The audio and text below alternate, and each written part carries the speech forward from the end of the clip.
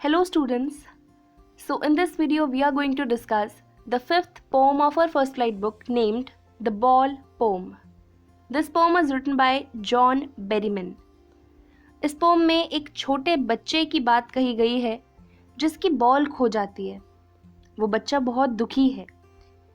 Although एक ball की कीमत उतनी ज़्यादा नहीं होती और ना ही एक नई बॉल खरीदना उतना मुश्किल, फिर भी ये बच्चा इतना ज़्यादा दुखी क्यों है?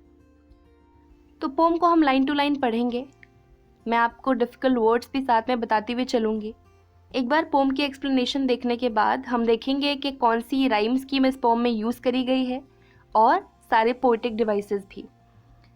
चलिए शुरू करते हैं। What is the boy now who has lost his ball? What is he to do? I saw it go merrily bouncing down the street and then merrily over. There it is in the water.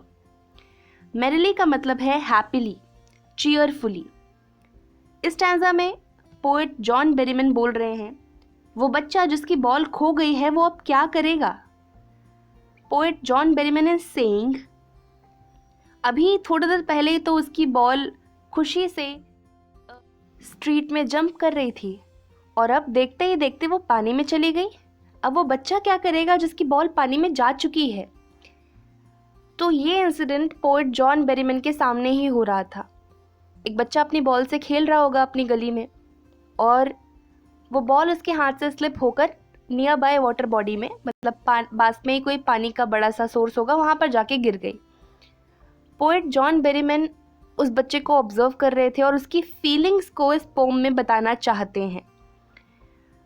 तो वो बच्चा अभी बहुत दुखी है। उसकी ball, उसकी प्यारी बॉल उससे दूर जा चुकी है। No use to say O there are other balls and ultimate shaking grief fixes the boy. Grief का मतलब होता है बहुत ज़्यादा दुख। And ultimate shaking grief fixes the boy as he stands rigid, trembling, staring down all his young days into the harbor where his ball went. I would not intrude on him. A dime, another ball is worthless. Now he senses his first responsibility. Poet John Berryman is saying, अब उस बच्चे की ball जो पानी में जा चुकी है उसे ये बोलकर कोई फ़ायदा नहीं है कि कोई बात नहीं, दूसरी बॉल आ जाएगी, मैं तुम्हें पैसे दे दूंगा, तुम दूसरी बॉल खरीद लेना। अब ऐसा बोलकर कोई फ़ायदा नहीं है। वो बच्चा अपने दुख से इतना ज़्यादा दुखी है that he was just standing rigid. He was not moving at all.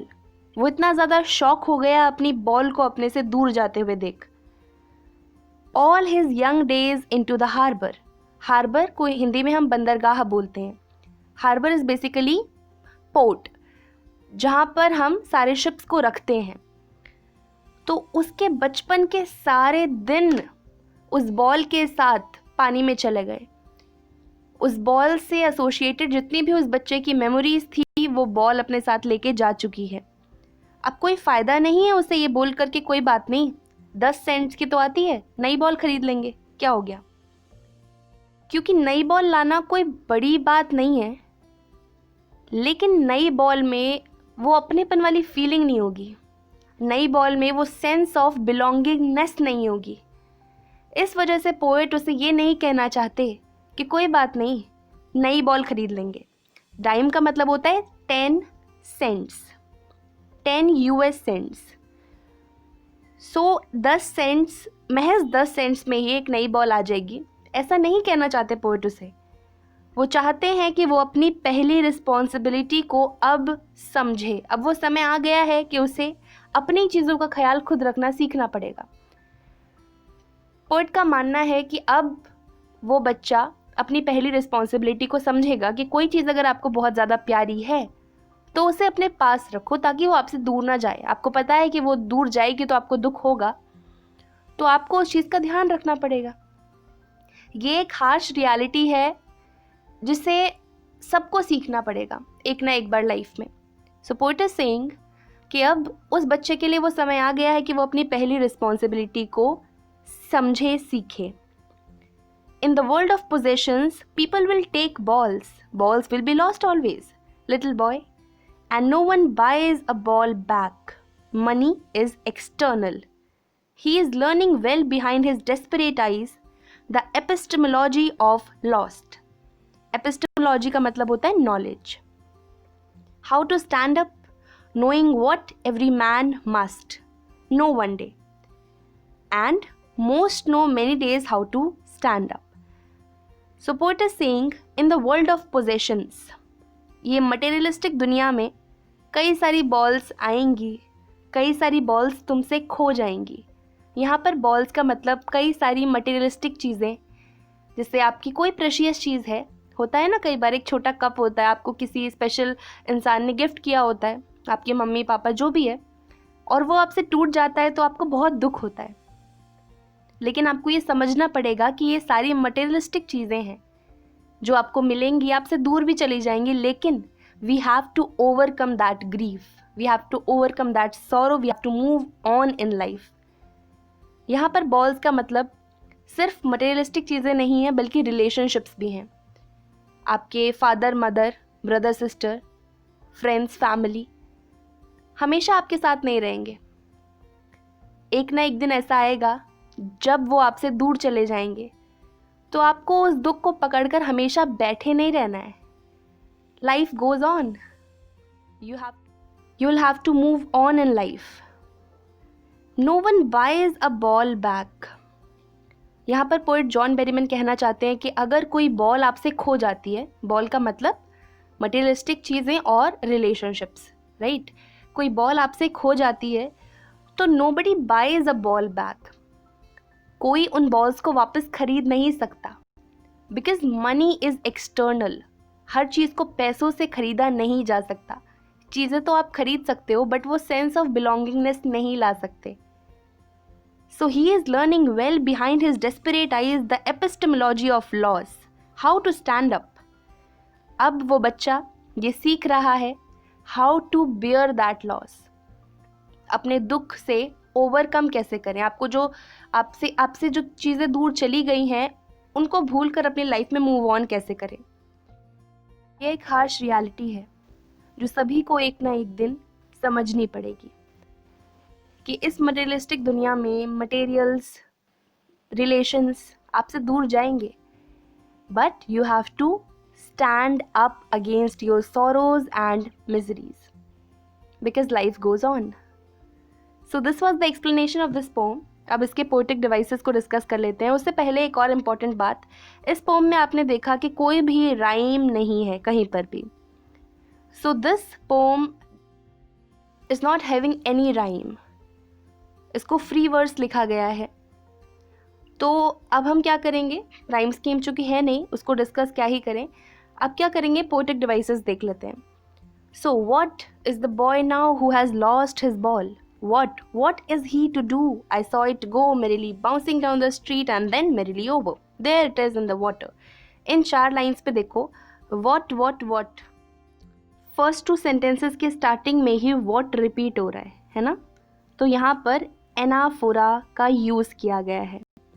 Anaphora poetic device वहाँ पर होता है जहाँ पर पोम के किसी लाइन में कोई एक वर्ड बिगिनिंग में आया तो नेक्स्ट लाइन में भी वही वर्ड बिगिनिंग में आ गया. When the lines of the poem start with the same word, then we have the poetic device anaphora there. तो यहाँ पर anaphora है, साथ में what repeat भी हो रहा है, तो यहाँ पर repetition भी है. So repetition मतलब anaphora is a part of repetition. Repetition मतलब जहाँ पे words बार बार repeat हो किसी एक poem में, और anaphora में यही है कि जब लाइन के स्टार्टिंग में वर्ड्स रिपीट हो. सो यहाँ पर anaphora भी है और रेपिटेशन भी है. क्लियर. नाउ अगर आप पहले सेंटेंस को ध्यान से देखेंगे, what is the boy who has lost his ball, तो आप ये पाएंगे कि यहाँ पर ओ बॉल साउंड बार बार रिपीट हो रहा है. What is the boy who has lost his ball, right. O ball sound is repeating. That's why the poetic device used here is assonance. Assonance poetic device वहाँ पर होता है जहाँ पर पोम की किसी भी लाइन में कोई एक वॉवल साउंड बार बार रिपीट हो. तो फर्स्ट लाइन में एजोनेंस भी है. Clear. merrily bouncing down the street and then merrily over. यहाँ पर भी both the lines are starting with the same word merrily, तो यहाँ पर भी एनाफोरा है। Clear?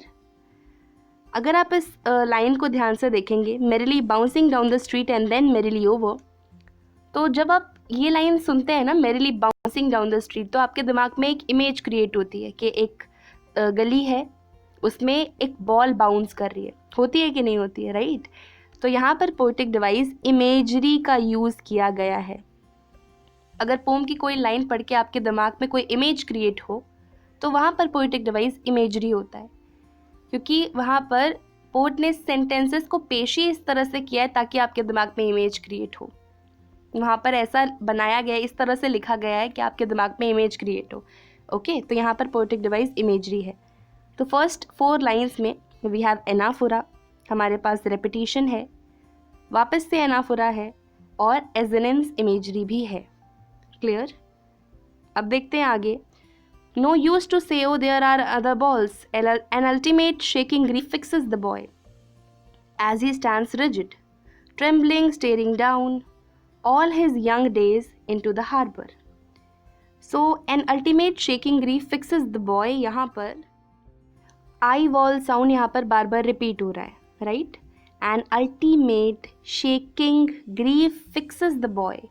I wall sound is repeating, so the poetic device used here is assonance.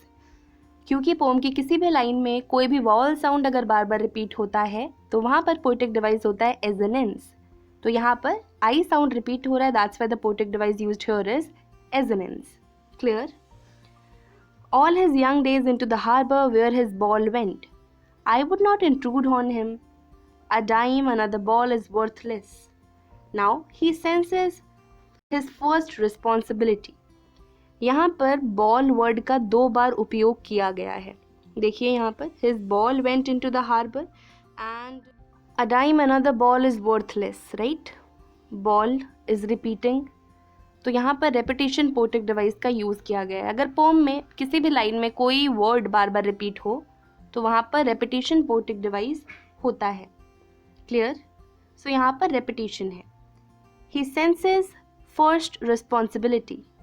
In a world of possessions, people will take balls and balls will be lost always. Little boy. यहाँ पर भी देखिए balls repeat हो रहा है, तो यहाँ पर भी रेपिटेशन है.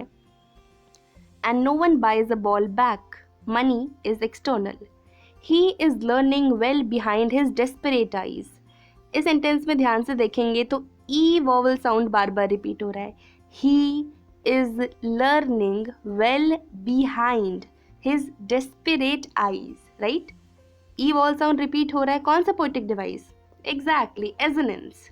यहाँ पर एजोनेंस पोएटिक डिवाइस का यूज़ किया गया है. Knowing what every man must know one day, almost and most know many days how to stand up.